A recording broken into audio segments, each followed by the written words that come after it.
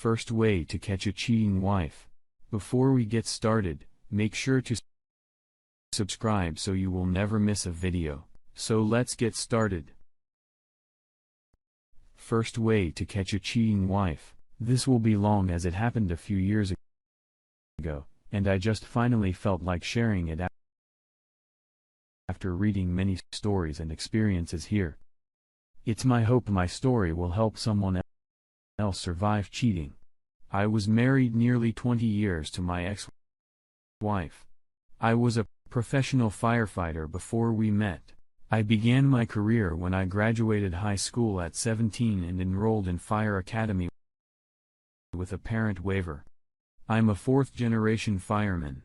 And throughout our marriage, working my way as high as battalion chief, before requesting a demotion that a rescue captain of my department's rescue squad, since that was where all my certifications, etc., were in. Once Christmas Eve, we received a call for a structure of fire at an apartment building. When we got in scene there was 8 in residents and accounted for.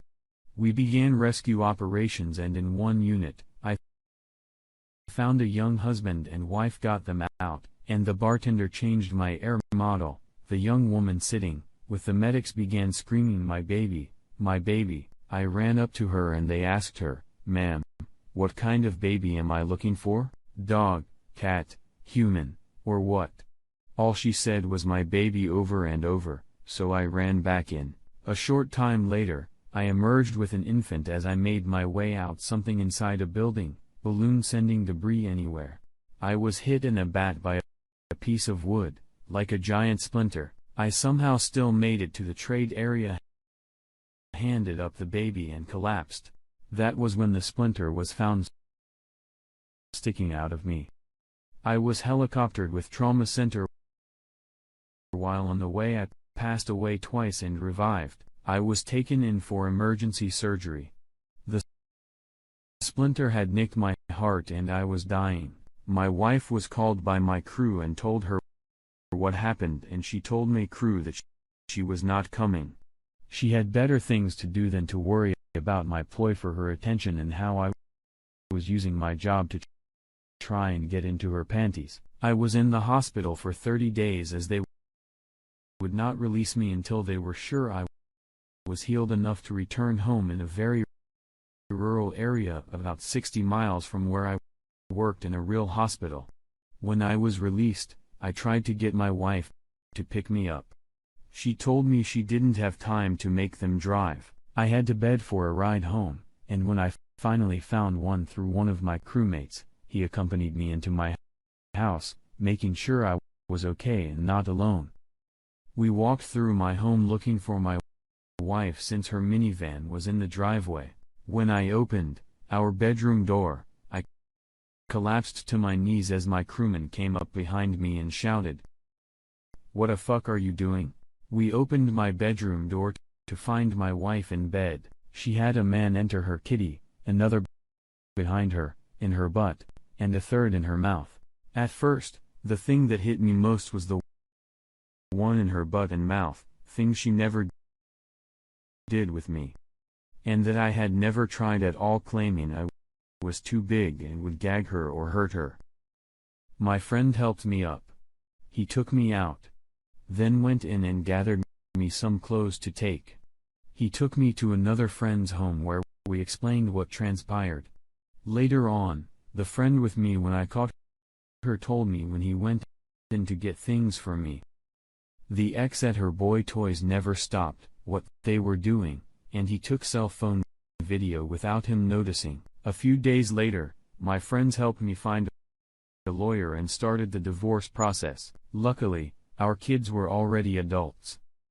No show we didn't have the battle and divorce to put our kids through, because in court, I learned that one of our friends' group, was getting some of my wife except me.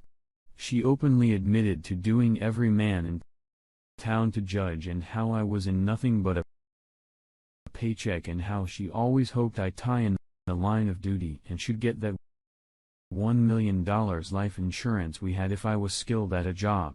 When we met and throughout live, she was always sweet and naive. She was a little slow in many things, but when her mom lost everything and moved in with us for a while, that's when my wife began to change. Her mom didn't live in the same house the entire time as we bought a small building and turned it into a little cottage on the back end of our property. We could have a privacy. Once I moved her mom out back is when I noticed the changes in her.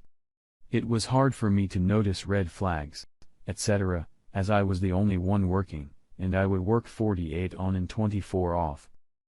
Done normal is 24 on 48 Ava because she refused to work. I had to work double and even at times a second job to support 5 of us by myself, wife, 2 kids, mother-in-law, and myself. Since catching her, the home has been sold and everything split. That was a mutual property divided, sold and split, etc. My crew rallied around me, being there to help me when needed, as well as to help me try to find my way back to Judy's status, as well as be there when I need someone to talk to and so on.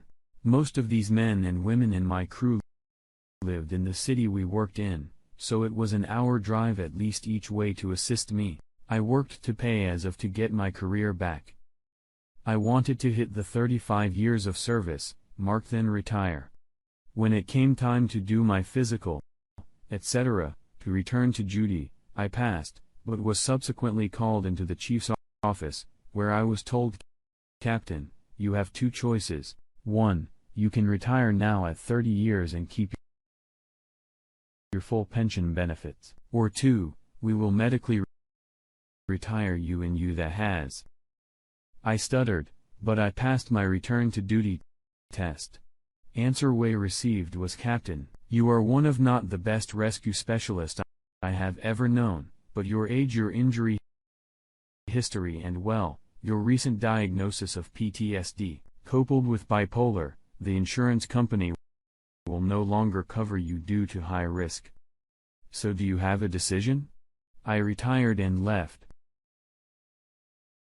heartbroken and defeated. When my now ex-wife found out, she began tormenting me over it, aren't trying to drive me the sweet side as my guests, but instead of letting her win, I left the area, begin working in animal rescue to help pass time. It was the lowest point of my life. Living in an arbitrator, running an animal rescue, and no one would give me a job. Sure, it didn't need to work, but I needed something to do.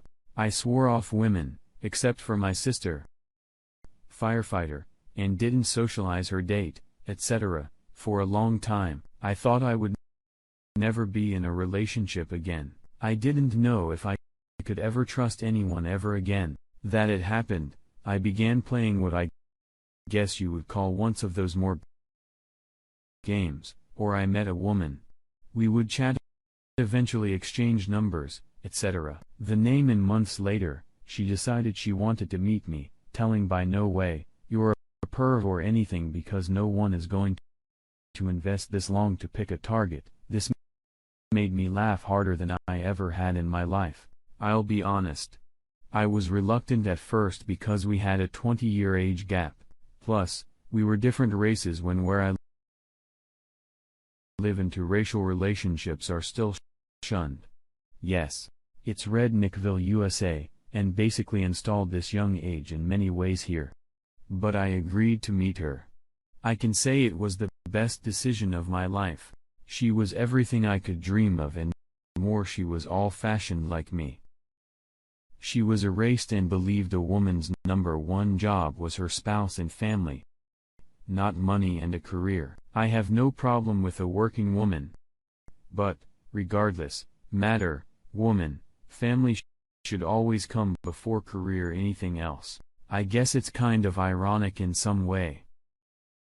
I lost my dad to the Vietnam War, and here I am now, married to a Vietnamese woman, expecting our first child, November of 2021. Cheating is horrible, and maybe the worst thing we can go through.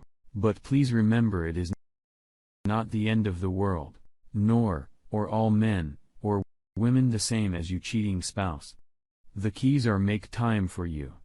Get help. and find yourself again. Take your time and remember something is better out there looking for you too. Sweet side is a never an answer. Giving option on me an option. You are strong. You can do it. A life can be rebuilt and become a newer, better one. Remember, life and love will always find a way.